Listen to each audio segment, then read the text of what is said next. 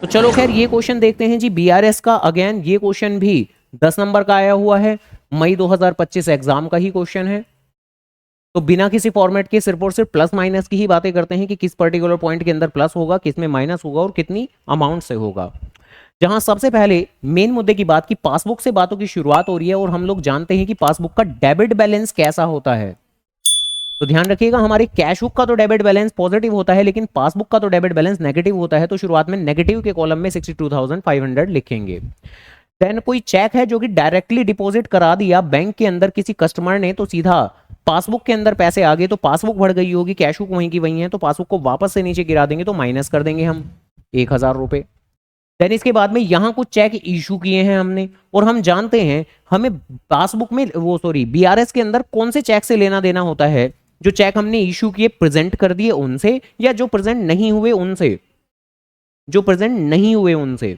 तो फिलहाल के लिए कह रहे हैं कि 85,000 के कुछ चेक हमने इशू किए, 50,000 के ही प्रेजेंट हुए हैं, तो हमें तो लेना देना है कि कितने के प्रेजेंट नहीं हुए हैं। तो 35,000 के प्रेजेंट नहीं हुए हैं, और प्रेजेंट नहीं हुए हैं तो कहानी क्या बनेगी, चेक इशू किया तो कैश बुक तो नीचे हो गई होगी, पासबुक वहीं की वहीं होगी। ऐसी गंदी शक्ल क्यों बना रहे हो, चेक इशू करने पे कैश बुक नीचे नहीं होती? चुप हो जाओ, टू द पॉइंट, सीधा सीधा सोचें। अगर लंबे रास्ते से सही जवाब आ रहा है, बताओ बात सही है कि गलत?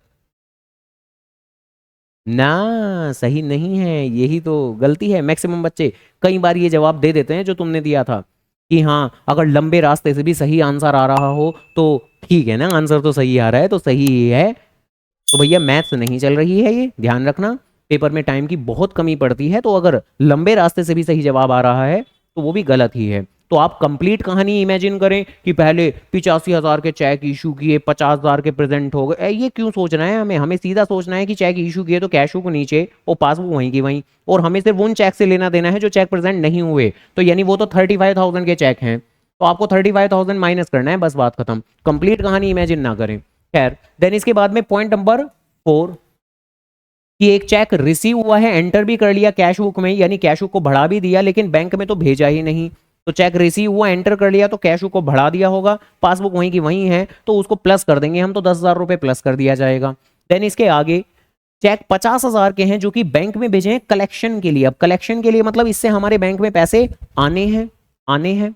और फिर इसके बाद में कह रहे हैं कि कुछ चेक कलेक्ट हो गए 31 मार्च में, लेकिन हमें इनसे लेना देना नहीं है। जो चेक हो गए हैं कलेक्ट उनसे क्या लेना देना, हमें तो उन चेक से लेना देना है जो अब मार्च में नहीं हुए कलेक्ट, यानी अप्रैल में हुए। तो जो ट्रीटमेंट करेंगे वो तो 15,000 रुपए से करने वाले हैं हम।